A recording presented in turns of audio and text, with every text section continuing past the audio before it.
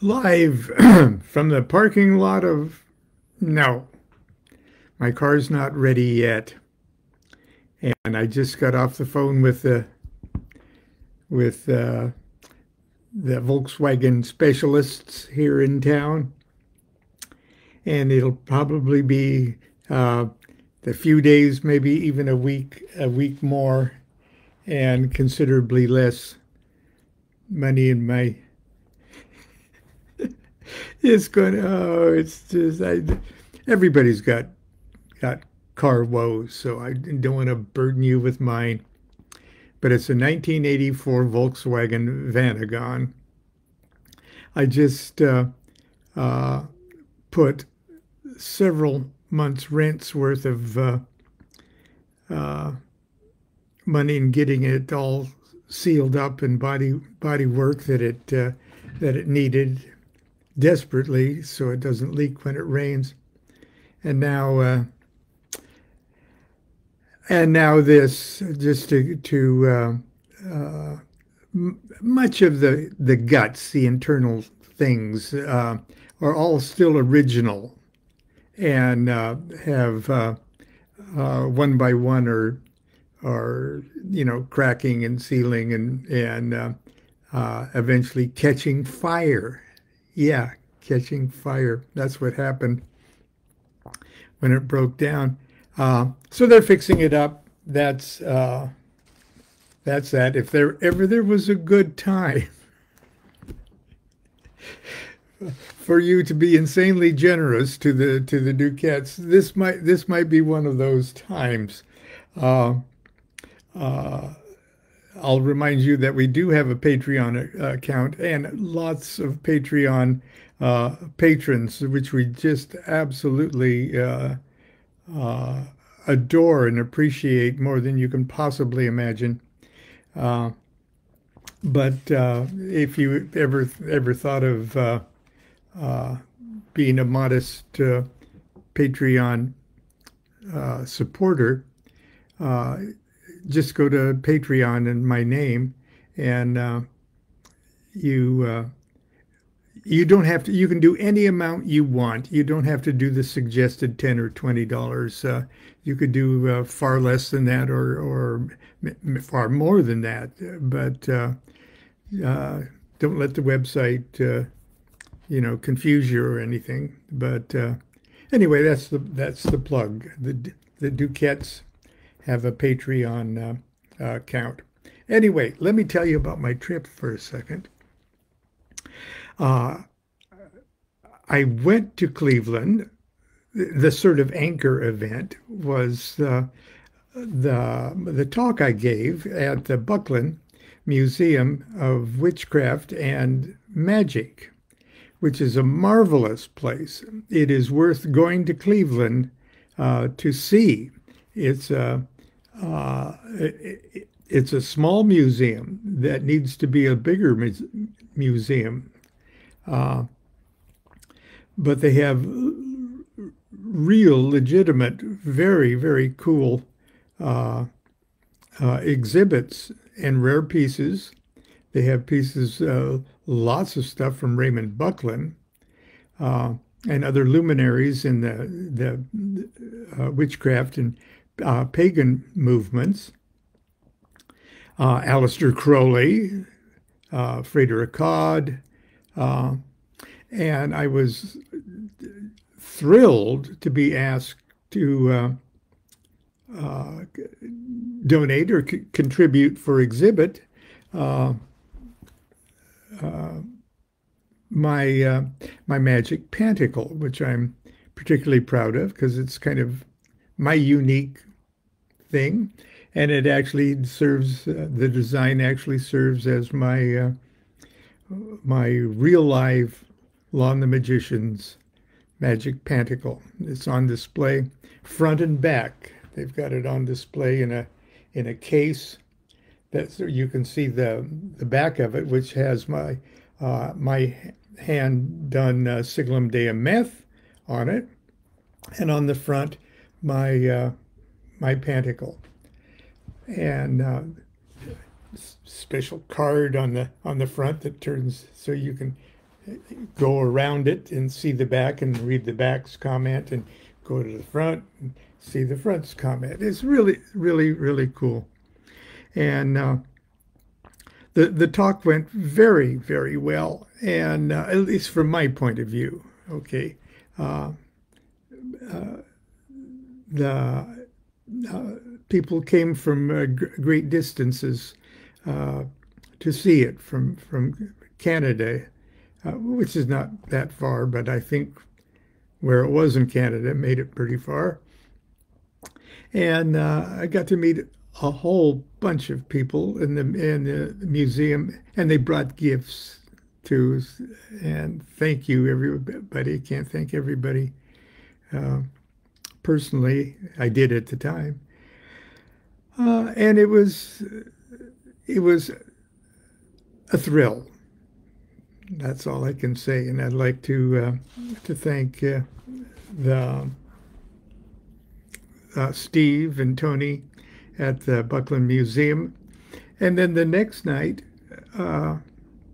next day and night, I had the pleasure of watching a celebration of the Gnostic Mass at the Chariot of Eternity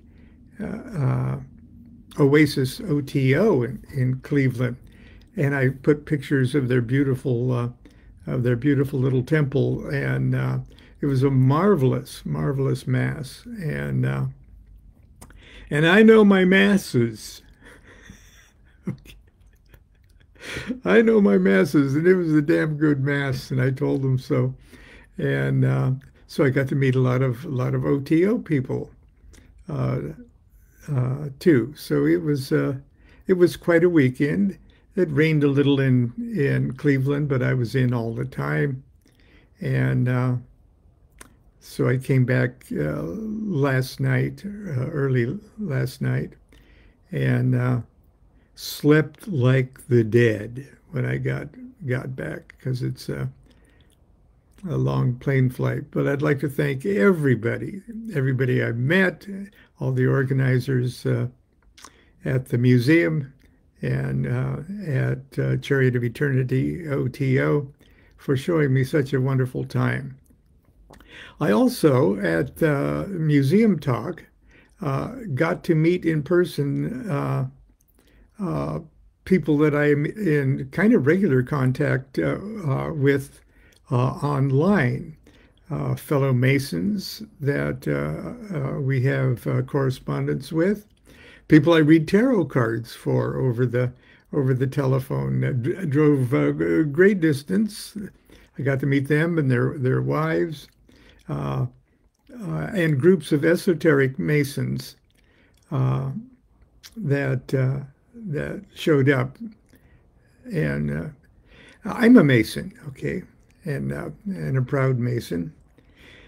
And I'm happy to say that there are a great many, especially new Masons joining, that are interested in the esoteric end of the craft. Sort of a subject that has been all but ignored for the last 100 years or so of the craft in America. And they've got a magazine called the Esoteric Mason. And this is the newest issue. And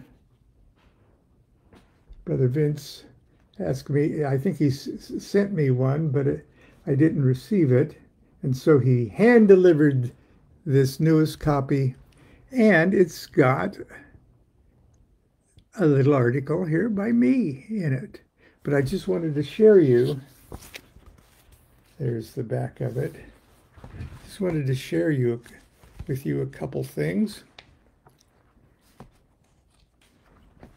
Now, in case you're interested more in it, I'm going to hold this publisher's information up long enough for you to take a screen capture of it, in case you wanted to contact the publisher.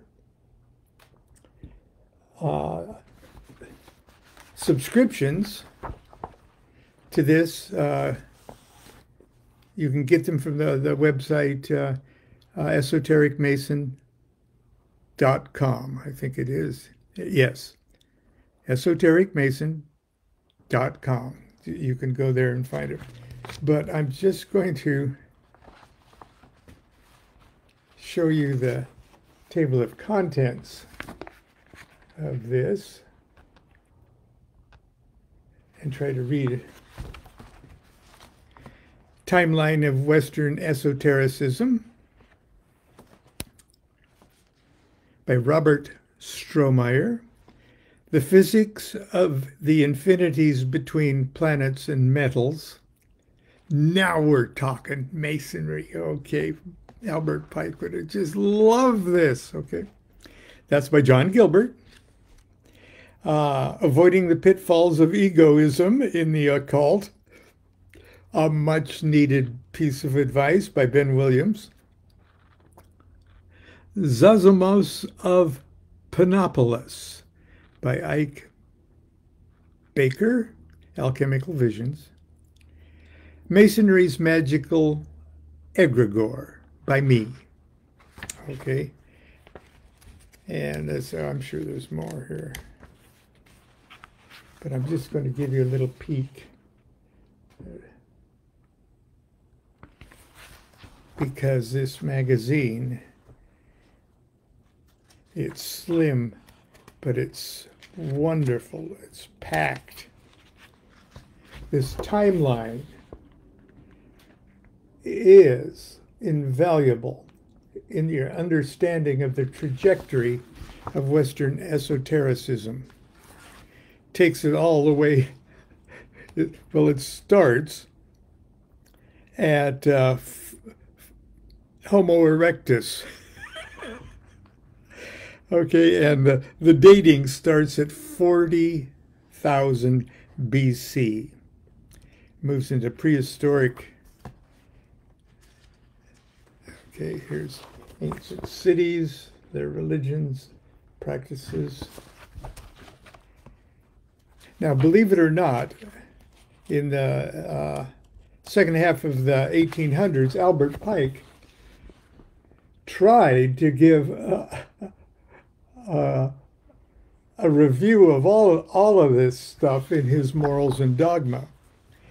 It made for pretty dull reading in that format if you weren't prepared for it. There we're moving into the philosophers. It is a little liberal arts education in all of this shit that we're interested in. Great pictures, by the way, to keep dolts like me awake while reading it. Now we're getting into Kabbalah. Okay. Now we're getting into John Dee. Okay. Now we're getting into Rosicrucian Manifesto. Of course, Agrippa and everything else. So, very cool. Here's more alchemy stuff. Now, if I would have talked to my dad, who is a Mason, he joined in 1948, if I would have talked to him about all of this stuff, even if I would have pointed it out in Morals and Dogma, he would insist that there's no mysticism in Masonry. And you know, on the local lodge level, then and now, the same could be said. Because you don't have to be interested in all of this this stuff. Masonry is a big tent. Its main goal is to promote the brotherhood of man, provide relief, and to make a good man better. And if you come up against a high degree Freemason who seems to be in your opinion, a jerk of some kind, well, I would wager that that Mason would have been a bigger jerk if it not for the influence of the craft. Okay. There are no subtle rays, just only significances. Okay. And the title of that one is, no, that's how it starts. That's by Ben Williams.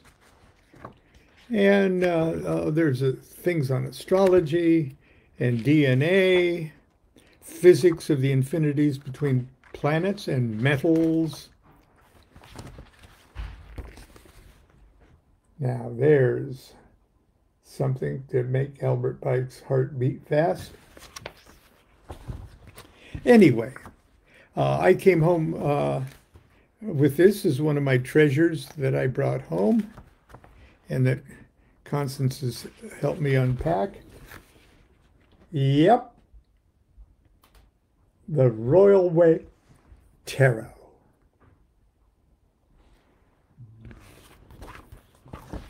Take that, J. Edgar Hoover.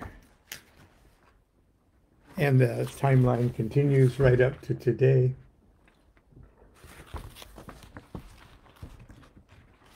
Right up to the first Masonic lodges, Eliphas Levi, the Theosophical Society,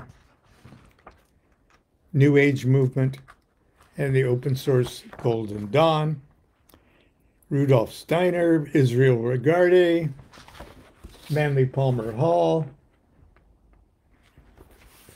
Now, if anything, you might want to get issue 5 of the Esoteric Mason to have an absolutely wonderful, colorful thing. Now, I think I have shared with you my short little, like, one-page article before. I think when I wrote it, I did it in my show. If you've heard it and don't want to hear it again, have a good day. Do what thou wilt shall be the whole of the law, and be good to yourself and be good to each other. But if you haven't heard it, I'm going to read it to you right now, straight out of the book it was intended for, or the magazine. The Magical Egregor is a tangible presence. As a 14-year-old de Malay, I would linger alone in the semi-darkness of the lodge room after chapter meetings and feel absolutely stoned. The quiet bliss was so thick I could cut it, and it was easy for me to fantasize the centuries of mysterious ceremonies and the floor work and the ritual. The temple building itself was nearly 100 years old, but sitting there in the soft ambient lighting, time and space dissolved into a curious nowness. And I imagined myself sitting in every lodge room on Earth during every age of the craft's existence, and which is outlined right here. Excuse me about that. I don't want to blind you there, so I'm going to do that. I was a strange lad. To me, the modest lodge room of Lebanon Lodge number 323 in Columbus, Nebraska, felt more sacred than any church I had ever attended. Whatever mysterious things happened in this room, I wanted to be part of that. I thought. I would have sat there all night, but Dad Cooley eventually noticed that I was not in the social hall munching cookies with my chattering brothers and found me lost in reverie sitting in the junior warden's chair. That's kind of a big throne on top of 2 steps in the south. And that's where I put my hands on the top of the podium that sat in front of the junior warden's position in the south, and it slipped aside. The granite top moved, and inside was a secret compartment that had a little blue book, with nothing but code. I was so I was so awed. I didn't even want to tell my dad that I found that, in case he would have had to kill me, you know. So, okay. Uh, so Dad Cooley found me lost in reverie in the junior warden's chair. Get out of there, Lonnie. Time to go home. 36 years later, when I finally took my entered apprentice degree, those old feelings returned, only this time more profoundly, when I heard the words, all who have gone this way before. They triggered what I can only describe as a full-blown mystical experience. I had penetrated once more into the egregor. This time complete with the sense memories of pounding rods and gavels and the rattle of swords unsheathing and the incense of cigar smoke. I have to digress for a second. For the better part of the 19th century, and maybe before, but especially in the South and in rural areas, Masons smoked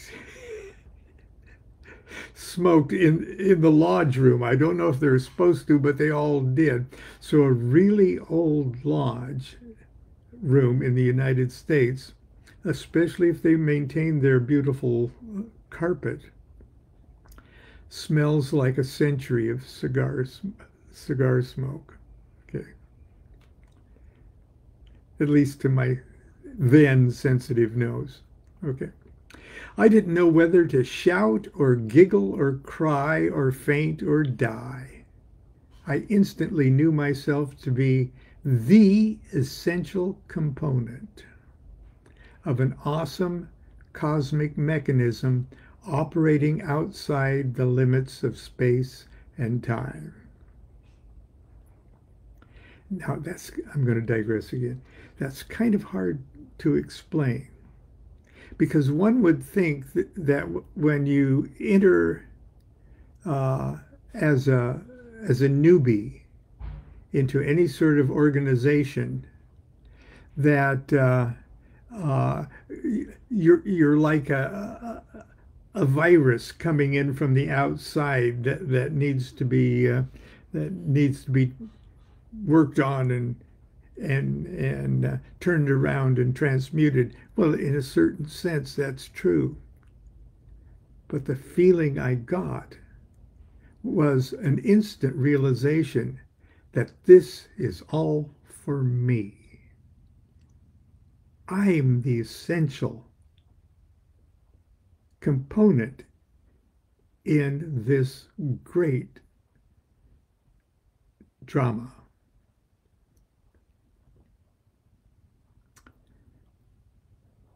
The essential component of an awesome cosmic mechanism operating outside the limits of space and time.